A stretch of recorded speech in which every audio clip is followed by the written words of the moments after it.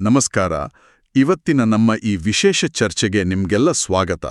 ಇಂದು ನಾವು 20ನೇ ಶತಮಾನದ ಒಬ್ಬ ಬಹುಚರ್ಚಿತ ಹಾಗೇನೆ ಪ್ರಭಾವಶಾಲಿ ಧಾರ್ಮಿಕ ವ್ಯಕ್ತಿ ಸಂತ ಪಾದ್ರೆ ಪಿಯೋ ಅವರ ಜೀವನದ ಬಗ್ಗೆ ಸ್ವಲ್ಪ ಆಳವಾಗಿ ನೋಡೋಣ. ಅವರ ಬದುಕು, ಅವರ ಸುತ್ತ ಇರುವ ಕೆಲವು ವಿಸ್ಮಯಕಾರಿ ಘಟನೆಗಳು, ಇವುಗಳ ಬಗ್ಗೆ ಮಾತಾಡೋಣ. ನಮ್ಮ ಇವತ್ತಿನ ಚರ್ಚೆಗೆ ಮುಖ್ಯ ಆಧಾರ ಅಂದ್ರೆ ಸಂತ ಪಾದ್ರೆ ಪಿಯೋ ಜೀವನ ಮತ್ತು ಪವಾಡಗಳು ಅಂತ ಒಂದು ಲೇಖನ ಇದೆ. ಅದರ ಕೆಲವು ಭಾಗಗಳು. ಇದರಲ್ಲಿ ಅವರ ಜೀವನದ ಮುಖ್ಯ ಘಟ್ಟಗಳು, ಆಮೇಲೆ ಕೆಲವು ವಿವಾದಗಳು, ಅವರ ಪರಂಪರೆ ಬಗ್ಗೆ ಸಾಕಷ್ಟು ಮಾಹಿತಿ ಇದೆ. ಹೌದು. ಅಂದ್ರೆ ನಮ್ಮ ಇವತ್ತಿನ ಉದ್ದೇಶ ಕೇವಲ ಆ ಘಟನೆಗಳನ್ನ ಪಟ್ಟಿ ಮಾಡೋದಲ್ಲ. 1887ರಿಂದ 1968ರವರೆಗೆ ಬದುಕಿದ್ದ ಪಾದ್ರೆ ಪಿಯೋ ಅವರ ಜೀವನ ಇದೆಯಲ್ಲ, ಅದು ತುಂಬಾ ಸಂಕೀರ್ಣವಾದದ್ದು. ಅದನ್ನ ಅರ್ಥ ಮಾಡಿಕೊಳ್ಳೋದು, ಮುಖ್ಯವಾಗಿ ಅವರ ದೇಹದಲ್ಲಿ ಕಾಣಿಸಿಕೊಂಡಿತ್ತು ಅಂತ ಹೇಳ್ತಾರಲ್ಲ, ಯೇಸುವಿನ ಪಂಚಗಾಯಗಳು ಅಂದ್ರೆ ಸ್ಟಿಗ್ಮಾಟ. ಹೌದು. ಆಮೇಲೆ ಅವರ ಅತೀಂದ್ರಿಯ ಅನುಭವಗಳು ಅಂತಾರಲ್ಲ, ಆ ಥರದ ವಿಷಯಗಳು. ಮತ್ತೆ ಇವುಗಳಿಗೆ ಪರ ವಿರೋಧ ಅಭಿಪ್ರಾಯಗಳು ಬಂದಿದ್ವು. ಇದನ್ನೆಲ್ಲ ಯಾವುದೇ ಒಂದು ಏನಂತಾರೆ ಪೂರ್ವಗ್ರಹ ಇಲ್ಲದೆ ಅರ್ಥ ಮಾಡ್ಕೊಳ್ಳೋಕೆ ಪ್ರಯತ್ನಿಸೋಣ. ಸರಿ. ಹಾಗಾದ್ರೆ ಈ ತುಂಬಾನೇ ಆಸಕ್ತಿಕರ ವ್ಯಕ್ತಿತ್ವದ ಬಗ್ಗೆ ಒಂದೊಂದಾಗಿ ಮಾತಾಡೋಣ. ಅವರ ಆರಂಭಿಕ ಜೀವನದಿಂದ ಶುರು ಮಾಡೋಣ. ಹೇಗೆ ಅವರು ಧರ್ಮಗುರುವಾದರು, ಆಮೇಲೆ ಯಾವ ಘಟನೆಗಳು ಅವರನ್ನು ಜಗತ್ತೇ ತಿರುಗಿ ನೋಡುವಂತೆ ಮಾಡ್ತು, ವಿಶೇಷವಾಗಿ ಆ ಅಲೌಕಿಕ ಅಂತಾರಲ್ಲ ಆ ಸಂಗತಿಗಳು, ಅದರ ಸುತ್ತಲಿನ ವಾದವಿವಾದಗಳು ಎಲ್ಲವನ್ನೂ ನೋಡೋಣ. ಖಂಡಿತ. ಮೊದಲು ಅವರ ಹಿನ್ನೆಲೆ ಬಗ್ಗೆ ಸ್ವಲ್ಪ ಹೇಳಿ. ಪಾದ್ರೆ ಪಿಯೋ ಅವರ ಮೂಲ ಹೆಸರು ಫ್ರಾನ್ಸಿಸ್ಕೋ ಫೋರ್ಜಿಯೋನೆ ಅಲ್ವಾ? ಹೌದು, ಫ್ರಾನ್ಸಿಸ್ಕೋ ಫೋರ್ಜಿಯೋನೆ. ಅವರು ದಕ್ಷಿಣ ಇಟಲಿಯ ಪಿಯಾಟ್ರೆಲ್ಸಿನಾ ಅನ್ನೋ ಒಂದು ಸಣ್ಣ ಹಳ್ಳಿ ಅಲ್ಲೇ ಮೇ 25, 1887ರಲ್ಲಿ ಹುಟ್ಟಿದ್ದು. ತಂದೆ ಗ್ರಾಸಿಯೋ ಫೋರ್ಜಿಯೋನಾ, ತಾಯಿ ಮರಿಯಾ ಗುಯಿಸೆಪ್ಪ. ಒಂದು ತುಂಬಾ ಸಾಮಾನ್ಯ ರೈತ ಕುಟುಂಬ. ರೈತ ಕುಟುಂಬ. ಹೌದು. ಬಾಲ್ಯದಿಂದಲೇ ಅವರಿಗೆ ಧರ್ಮದ ಕಡೆ ಒಲವು ಜಾಸ್ತಿ ಇತ್ತು ಅಂತ ಹೇಳ್ತಾರೆ. ನೋಡಿ, ಕೇವಲ 15ನೇ ವಯಸ್ಸಲ್ಲಿ ಅಂದ್ರೆ 1903ರಲ್ಲಿ ಅವರು ಕಪುಚಿನ್ ಫ್ರೈಯರ್ಸ್ ಅಂತ ಒಂದು ಧಾರ್ಮಿಕ ಸಭೆ ಇದೆ. ಅದು ಸ್ವಲ್ಪ ಕಠಿಣ ಜೀವನ ಶೈಲಿಗೆ ಹೆಸರುವಾಸಿ. ಕಪುಚಿನ್ ಸಭೆ. ಅದಕ್ಕೆ ಸೇರ್ಕೊಂಡ್ರು. ಅಲ್ಲೇ ಅವರಿಗೆ ಫ್ರಾ ಪಿಯೋ ಅಂತ ಹೆಸರು ಬಂತು. ಫ್ರಾ ಅಂದ್ರೆ ಸಹೋದರ ಅಂತ. ಆಮೇಲಿನ ಕೆಲವು ವರ್ಷಗಳು ಅವರ ಅಧ್ಯಯನ, ಆಧ್ಯಾತ್ಮಿಕ ತರಬೇತಿ ಎಲ್ಲ ನಡೀತು. ಸರಿ. ನಂತರ ಆಗಸ್ಟ್ 10, 1910ರಲ್ಲಿ, ಆಗ ಅವರಿಗೆ 23 ವರ್ಷ ಇರಬೇಕು. ಹೌದು, 23ನೇ ವಯಸ್ಸಲ್ಲಿ ಅವರು ಧರ್ಮಗುರು ದೀಕ್ಷೆ ಪಡ್ಕೊಂಡ್ರು. ಇದು ಅವರ ಲೈಫಲ್ಲಿ ಒಂದು ದೊಡ್ಡ ಟರ್ನಿಂಗ್ ಪಾಯಿಂಟ್ ಇರಬೇಕು. ಆದ್ರೆ ಅವರ ಆರೋಗ್ಯದ ಬಗ್ಗೆ ಏನೋ ಸಮಸ್ಯೆ ಇತ್ತು ಅಂತ ಕೇಳಿದ್ದೆ. ನಿಜ. ದೀಕ್ಷೆ ಆದ್ಮೇಲೆ ಕೆಲವು ವರ್ಷ ಅವರ ಆರೋಗ್ಯ ಸರಿ ಇರಲಿಲ್ಲ.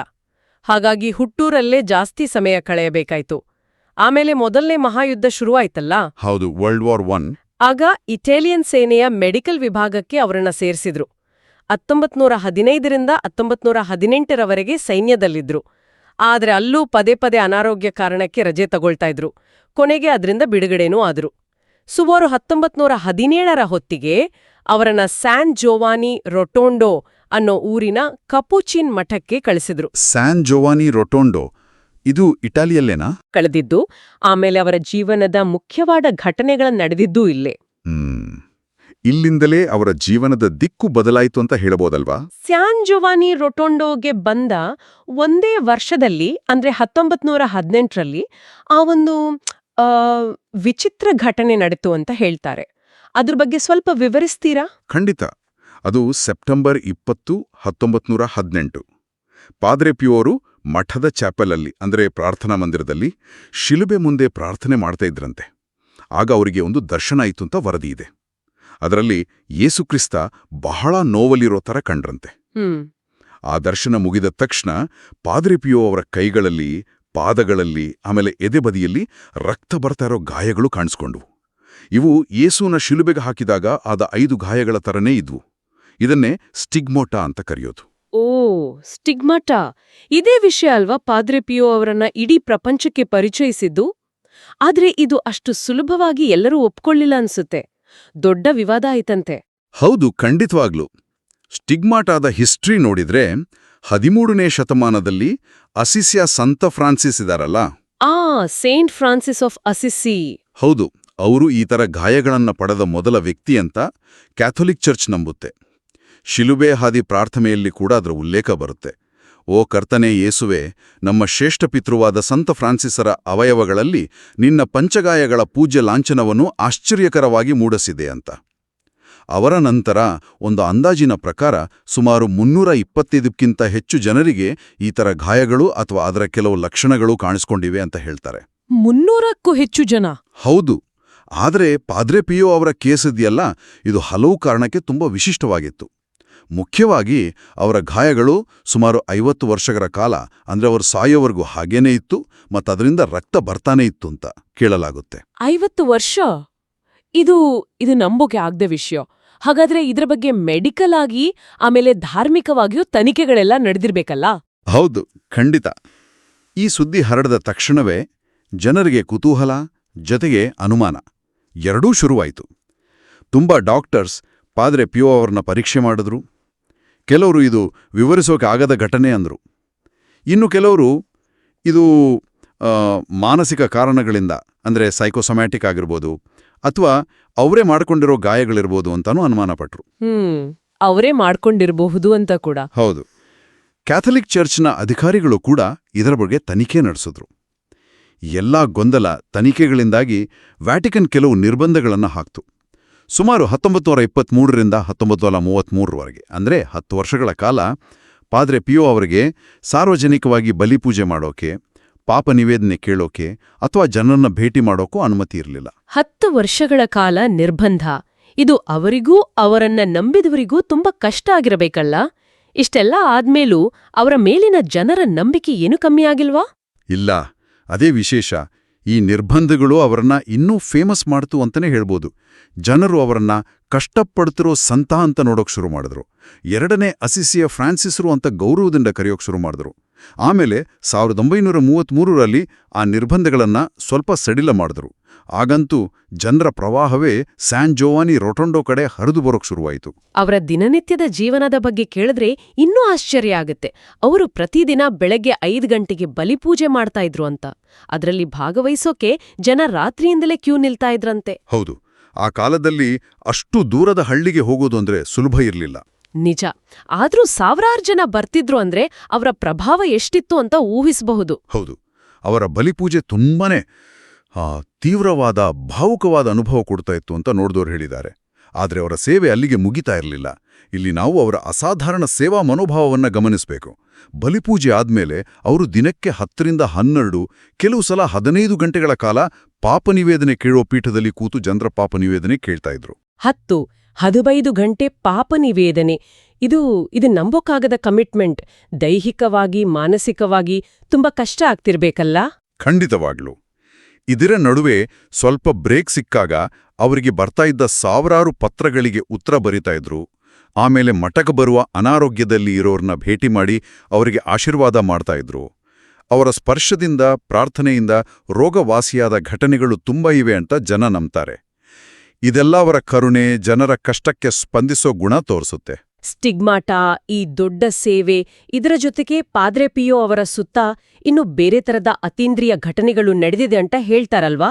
ಅವರನ್ನ ಒಬ್ಬ ಅನುಭಾವಿ ಅಂದ್ರೆ ಮಿಸ್ಟಿಕ್ ಅಂತಾನೂ ಕರೀತಿದ್ರು. ಹೌದು, ಅವರ ಜೀವನ ಪೂರ್ತಿ ಈ ಥರ ಹಲವಾರು ಘಟನೆಗಳು ವರದಿಯಾಗಿವೆ. ಉದಾಹರಣೆಗೆ, ಅವರಿಗೆ ಯೇಸು, ದೇವರ ಮಾತೆ ಮರಿಯಮ್ಮ, ಬೇರೆ ಸಂತರ ದರ್ಶನಗಳು ಆಗ್ತಾ ಇತ್ತು ಅಂತ ಹೇಳಲಾಗುತ್ತೆ. ದರ್ಶನಗಳು? ಹೌದು. ಆಮೇಲೆ ಬಿಲೋಕೇಶನ್ ಅಂತಾರಲ್ಲ, ಅಂದ್ರೆ ಒಂದೇ ಸಮಯದಲ್ಲಿ 2 ಬೇರೆ ಬೇರೆ ಜಾಗದಲ್ಲಿ ಕಾಣಿಸ್ಕೊಳ್ಳೋದು. ಓಹ್, ಬಿಲೋಕೇಶನ್. ಪಾದ್ರೆ ಪಿಯೋ ಸಾನ್ ಜೋವಾನಿ ರೊಟೊಂಡಾದಲ್ಲೇ ಇದ್ರು. ಪ್ರಪಂಚದ ಬೇರೆ ಕಡೆ ಕಷ್ಟದಲ್ಲಿರೋರಿಗೆ ಕಾಣಿಸ್ಕೊಂಡು ಸಹಾಯ ಮಾಡಿದ್ರು ಅಂತ ಭಕ್ತರು ಹೇಳ್ತಾರೆ. ಆಮೇಲೆ ಪಾಪ ನಿವೇದನೆಗೆ ಬಂದವರ ಮನಸ್ಸಲ್ಲಿರೋದನ್ನ ಅವ್ರು ಹೇಳದೇ ಇರೋ ಪಾಪಗಳನ್ನ ತಿಳ್ಕೊಳ್ತಾ ಇದ್ರು ಅಂತ ತುಂಬಾ ಜನ ಅನುಭವಿಸಿದ್ದಾರೆ. ಭವಿಷ್ಯ ಹೇಳ್ತಿದ್ರು, ಮನಸ್ಸಲ್ಲಿ ಇರೋದು ಗೊತ್ತಾಗ್ತಿತ್ತು ಅಂತ. ಹೌದು, ಆತರ. ಕೆಲವೊಮ್ಮೆ ಅವರು ದೇವಕುಮಾರನ ಜೊತೆ, ಅಂದ್ರೆ ಯೇಸು ಜೊತೆ ಗಟ್ಟಿಯಾಗಿ ಮಾತಾಡ್ತಾ ಇದ್ರು, ವಾದ ಮಾಡ್ತಾ ಇದ್ರು ಅಂತನೂ ವರದಿಗಳಿವೆ. ಈ ತರಹದ ಘಟನೆಗಳು ಸಹಜವಾಗಿ ಅವರನ್ನ ನಂಬುವವರ ನಂಬಿಕೆಯನ್ನ ಇನ್ನೂ ಜಾಸ್ತಿ ಮಾಡಿರುತ್ತೆ. ಆದ್ರೆ ಅದೇ ಸಮಯದಲ್ಲಿ ಅನುಮಾನ ಪಡೋರಿಗೆ, ವಿಮರ್ಶಕರಿಗೆ ಇದು ಇನ್ನೂ ಹೆಚ್ಚು ಕಾರಣ ಕೊಟ್ಟಿರುತ್ತೆ ಅಲ್ವಾ? ಖಂಡಿತವಾಗ್ಲೂ.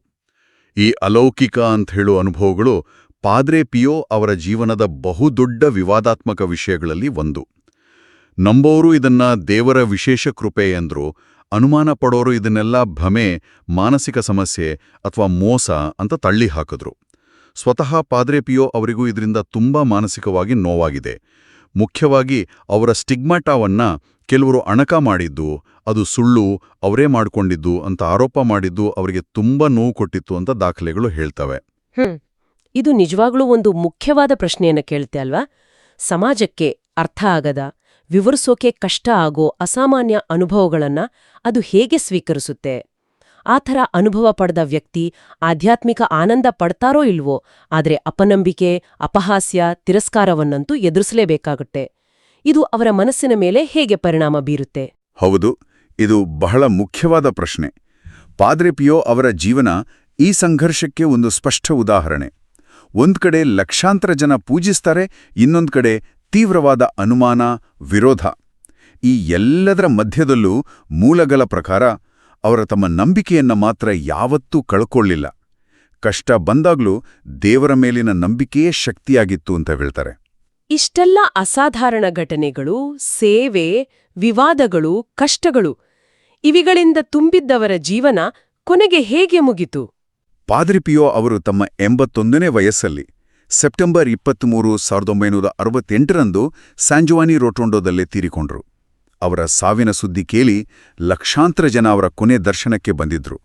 ಒಂದು ಕುತೂಹಲದ ವಿಷಯ ಏನಂದ್ರೆ, ಅವರು ಸಾಯೋಕೆ ಸ್ವಲ್ಪ ಸಮಯದ ಮುಂಚೆ ಅವರ ದೇಹದ ಮೇಲಿದ್ದ ಆ ಸ್ಟಿಗ್ಮಾಟಾ ಗಾಯಗಳು ಪೂರ್ತಿಯಾಗಿ ಮಾಯವಾಗಿ ಚರ್ಮ ಮೊದಲಿನ ತರಹ ಸಹಜ ಸ್ಥಿತಿಗೆ ಬಂದಿತ್ತು ಅಂತ ಹೇಳಲಾಗತ್ತೆ. ಯಾವುದೇ ಕಲೆ ಕೂಡ ಇರ್ಲಿಲ್ವಂತೆ. ಓ, ಗಾಯಗಳು ಮಾಯವಾದ್ವಾ? ಸರಿ, ಅವರ ಮರಣದ ನಂತರವೂ ಅವರ ಪ್ರಭಾವ ಹಾಗೇ ಇತ್ತಾ? ಖಂಡಿತವಾಗ್ಲೂ. ಅವರು ತೀರ್ಕೊಂಡ್ಮೇಲೆ ಅವರನ್ನ ಸಂತ ಪದವಿಗೆ ಏರಿಸೋ ಪ್ರಕ್ರಿಯೆ ಶುರುವಾಯಿತು. ಅವರ ಜೀವನ, ಅವರ ಬರಹಗಳು, ಆಮೇಲೆ ಅವರ ಮೂಲಕ ನಡೆದಿದೆ ಅಂತ ಹೇಳೋ ಪವಾಡಗಳು, ಇದನ್ನೆಲ್ಲ ತುಂಬಾನೇ ಆಳವಾಗಿ ಪರಿಶೀಲನೆ ಮಾಡಿದ್ರು. ಕೊನೆಗೆ ಜೂನ್ 16, 2002ರಂದು ಆಗ ಪೋಪ್ ಆಗಿದ್ದ 2ನೇ ಜಾನ್ ಪಾಲ್ ಅವರು ರೋಮ್ನ ಸೇಂಟ್ ಪೀಟರ್ಸ್ ಚೌಕದಲ್ಲಿ ನಡೆದ ಒಂದು ದೊಡ್ಡ ಸಮಾರಂಭದಲ್ಲಿ ಪಾದ್ರೆ ಪಿಯೋ ಅವರನ್ನ ಸಂತ ಅಂತ ಘೋಷಣೆ ಮಾಡಿದರು. 2002ರಲ್ಲಿ ಸಂತ ಪದವಿ? ಹೌದು, ಇದು ಪ್ರಪಂಚದಾದ್ಯಂತ ಇರೋ ಅವರ ಲಕ್ಷಾಂತರ ಭಕ್ತರಿಗೆ ತುಂಬಾ ಸಂತೋಷದ ಕ್ಷಣವಾಗಿತ್ತು. ಸರಿ, ಹಾಗಾದ್ರೆ ಈ ಎಲ್ಲ ವಿವರಗಳನ್ನ ಒಟ್ಟಿಗೆ ಸೇರಿಸಿ ನೋಡಿದಾಗ ಸಂತ ಪಾದ್ರೆ ಪಿಯೋ ಅವರ ಜೀವನದಿಂದ ನಾವೇನು ಅರ್ಥ ಮಾಡ್ಕೊಳ್ಬಹುದು? ಇದರ ಒಟ್ಟಾರೆ ಅರ್ಥವೇನು? ನೋಡಿ, ಸಂತ ಪಾದ್ರೆ ಪಿಯೋ ಅವರ ಜೀವನ ಒಂದು ಸರಳವಾದ, ನೇರವಾದ ಕಥೆಯಲ್ಲ. ಅದು ನಂಬಿಕೆ ಮತ್ತು ಅನುಮಾನ, ಪವಾಡ ಮತ್ತು ವಾಸ್ತವ, ಅತಿಯಾದ ಸೇವೆ ಮತ್ತು ತೀವ್ರವಾದ ಕಷ್ಟ, ಪೂಜೆ ಮತ್ತು ವಿರೋಧ, ಈ ಎಲ್ಲಾ ದ್ವಂದ್ವಗಳ ಒಂದು ಸಂಕೀರ್ಣವಾದ ಹಲವು ಆಯಾಮಗಳ ಚಿತ್ರಣವನ್ನು ನಮಗೆ ಕೊಡುತ್ತೆ. ಅವರ ಕಥೆ ಒಬ್ಬ ವ್ಯಕ್ತಿಯ ಆಧ್ಯಾತ್ಮಿಕ ಅನುಭವಗಳು ಎಷ್ಟೊಂದು ಆಳವಾಗಿರಬಹುದು ಮತ್ತೆ ಅವು ಆ ವ್ಯಕ್ತಿಯ ಜೀವನವನ್ನ ಹೇಗೆ ರೂಪಿಸಬಹುದು ಅನ್ನೋದಕ್ಕೆ ಒಂದು ಉದಾಹರಣೆ. ಅದೇ ಸಮಯದಲ್ಲಿ ಇದು ವೈಜ್ಞಾನಿಕವಾಗಿ ವಿವರಿಸೋಕಾಗದ, ತರ್ಕಕ್ಕೆ ನಿಲುಕದ ಘಟನೆಗಳು ನಡೆದಾಗ ಸಮಾಜ ಹೇಗೆ ರಿಯಾಕ್ಟ್ ಮಾಡುತ್ತೆ ಅಂತಾನೂ ತೋರಿಸುತ್ತೆ ಅಲ್ವಾ? ನಿಖರವಾಗಿ. ಅವರ ಜೀವನ ಧಾರ್ಮಿಕ ನಂಬಿಕೆಗಳು ಮತ್ತು ವೈಜ್ಞಾನಿಕ ದೃಷ್ಟಿಕೋನಗಳ ನಡುವೆ ಯಾವಾಗಲೂ ಇರುವೊಂದು ಸಂಘರ್ಷವನ್ನ ತೋರಿಸುತ್ತೆ. ಪವಾಡಗಳನ್ನು ನಂಬೋ ಮನಸ್ಥಿತಿ ಮತ್ತು ಎಲ್ಲವನ್ನೂ ತರ್ಕದಿಂದ ವಿಶ್ಲೇಷಣೆ ಮಾಡಬೇಕು ಅನ್ನೋ ಮನಸ್ಥಿತಿ, ಇವೆರಡರ ನಡುವಿನ ಮುಖಾಮುಖಿಯನ್ನ ನಾವಿಲ್ಲಿ ನೋಡ್ಬೋದು. ಇದನ್ನ ಇನ್ನೂ ದೊಡ್ಡ ಮಟ್ಟದಲ್ಲಿ ನೋಡೋದಾದ್ರೆ, ಇದು ಮಾನವ ಅನುಭವದ ಗಡಿಗಳು, ನಂಬಿಕೆಯ ನಿಜವಾದ ಸ್ವರೂಪ, ಆಮೇಲೆ ಅಲೌಕಿಕ ಅಂತ ನಾವು ಕರೆಯೋ ವಿಷಯಗಳನ್ನ ಅರ್ಥ ಮಾಡ್ಕೊಳ್ಳೋ ನಮ್ಮ ಸಾಮರ್ಥ್ಯದ ಮಿತಿಗಳು, ಇವುಗಳ ಬಗ್ಗೆ ಆಳವಾಗಿ ಯೋಚನೆ ಮಾಡೋಕೆ ಪ್ರೇರೇಪಿಸುತ್ತೆ. ಹೌದು, ಸಂತ ಪಾದ್ರೆ ಪಿಯೋ ಅವರ ಜೀವನದ ಈ ಅವಲೋಕನ ನಿಜಕ್ಕೂ ಅನೇಕ ಪ್ರಶ್ನೆಗಳನ್ನ, ಕುತೂಹಲಗಳನ್ನ ಹುಟ್ಟುಹಾಕಿದೆ. ಅವರ ಅನುಭವಗಳು, ಅದು ಸ್ಟಿಗ್ಮಾಟಾ ಇರ್ಬೋದು, ಬಿಲೋಕೇಶನ್ ಇರ್ಬೋದು, ಅಥವಾ ಅವರ ದೈನಂದಿನ ಸೇವಾ ಕಾರ್ಯಗಳೇ ಇರ್ಬೋದು, ಎಲ್ಲವೂ ಅಸಾಧಾರಣ ಅನ್ನಿಸ್ತವೆ. ಹೌದು, ಅವರ ಸ್ಟಿಗ್ಮಾಟಾ, ಬಿಲೋಕೇಶನ್ನಂತಹ ಘಟನೆಗಳು, ಅವರಿಗಾಗ್ತಿದ್ದ ದರ್ಶನಗಳು, ಈ ವರದಿಗಳು, ಅದರ ಸುತ್ತಲಿನ ನಂಬಿಕೆಗಳು ಇವತ್ತಿಗೂ ಲಕ್ಷಾಂತರ ಜನರಿಗೆ ಸ್ಫೂರ್ತಿ ಕೊಡ್ತಾ ಇವೆ. ಪ್ರಪಂಚದಾದ್ಯಂತ ಅವರ ಹೆಸರಲ್ಲಿ ಚರ್ಚ್ಗಳಿವೆ, ಪ್ರಾರ್ಥನಾ ಗುಂಪುಗಳಿವೆ. ಆದರೆ ಅದೇ ಸಮಯದಲ್ಲಿ ಈ ಘಟನೆಗಳು ನಿರಂತರ ಚರ್ಚೆಗೆ, ಐತಿಹಾಸಿಕ ಮತ್ತು ವೈಜ್ಞಾನಿಕ ವಿಶ್ಲೇಷಣೆಗೆ, ಕೆಲವು ಸಲ ತೀವ್ರವಾದ ವಿವಾದಕ್ಕೂ ಕಾರಣವಾಗಿವೆ. ಅವರ ವ್ಯಕ್ತಿತ್ವವನ್ನ ಸುಲಭವಾಗಿ ಒಂದು ಕೆಟಗರಿಗೆ ಸೇರ್ಸೋಕ್ಕಾಗಲ್ಲ. ಹಾಗಾದ್ರೆ ಕೇಳುಗರಿಗೆ ಕೊನೆಯದಾಗಿ ಯೋಚನೆ ಮಾಡೋಕೆ ಒಂದು ಪ್ರಶ್ನೆಯನ್ನ ಬಿಟ್ಟೋಗೋಣ. ಒಬ್ಬ ವ್ಯಕ್ತಿಯ ಆಳವಾದ ವೈಯಕ್ತಿಕ ಧಾರ್ಮಿಕ ಅನುಭವ ಅಥವಾ ನಂಬಿಕೆ, ಆ ನಂಬಿಕೆಯನ್ನ ಒಂದು ಸಮುದಾಯ ಸ್ವೀಕರಿಸಿ ಅದಕ್ಕೆ ಅರ್ಥ ಕೊಟ್ಟು ಆಚರಿಸೋ ರೀತಿ, ಮತ್ತೆ ಅದೇ ಸಮಯದಲ್ಲಿ ವೈಜ್ಞಾನಿಕ ವಿಧಾನಗಳು, ತಾರ್ಕಿಕ ವಿಶ್ಲೇಷಣೆ ಮತ್ತು ಸಂದೇಹವಾದ, ಈ 3 ಬೇರೆ ಬೇರೆ ದೃಷ್ಟಿಕೋನಗಳ ನಡುವೆ ನಾವೊಂದು ಸಮತೋಲನವನ್ನ ಕಂಡುಕೊಳ್ಳೋದು ಹೇಗೆ? ಇದು ಬಹಳ ಮುಖ್ಯವಾದ ಪ್ರಶ್ನೆ. ಪಾದ್ರೆ ಪಿಯೋ ಅವರ ಜೀವನದಲ್ಲಿ ನಡೆದಿದೆ ಅಂತ ಹೇಳಲಾಗೋ, ವಿವರಿಸೋ ಕಷ್ಟ ಆಗೋ ಅಲೌಕಿಕ ಅನ್ಬಹುದಾದ ಘಟನೆಗಳನ್ನ ನಾವು ಯಾವ ದೃಷ್ಟಿಯಿಂದ ಅರ್ಥ ಮಾಡ್ಕೊಳ್ಬೇಕು? ಕೇವಲ ನಂಬಿಕೆಯ ಆಧಾರದ ಮೇಲೇನೆ, ಅಥವಾ ಕೇವಲ ವೈಜ್ಞಾನಿಕ ಸಂದೇಹದ ದೃಷ್ಟಿಯಿಂದಲೇ, ಅಥವಾ ಇವೆರಡನ್ನೂ ಮೀರಿ ಬೇರೆ ದಾರಿಗಳಿವೆಯೇ? ಇದರ ಬಗ್ಗೆ ಯೋಚಿಸಿ ನೋಡಿ. ಮುಂದಿನ ಚರ್ಚೆಯಲ್ಲಿ ಮತ್ತೆ ಭೇಟಿಯಾಗೋಣ. ಪ್ರಿಯರೇ, ಈ ಚಾನೆಲ್ ಅನ್ನು ಸಬ್ಸ್ಕ್ರೈಬ್ ಮಾಡಿ ಪ್ರತಿದಿನ ದೇವರ ವಾಕ್ಯವನ್ನು ಆಲಿಸುತ್ತಾ ಅದನ್ನು ಇತರರೊಂದಿಗೆ ಹಂಚಿಕೊಳ್ಳಲು ನಮಗೆ ನೆರವಾಗಿರಿ. ಧನ್ಯವಾದಗಳು.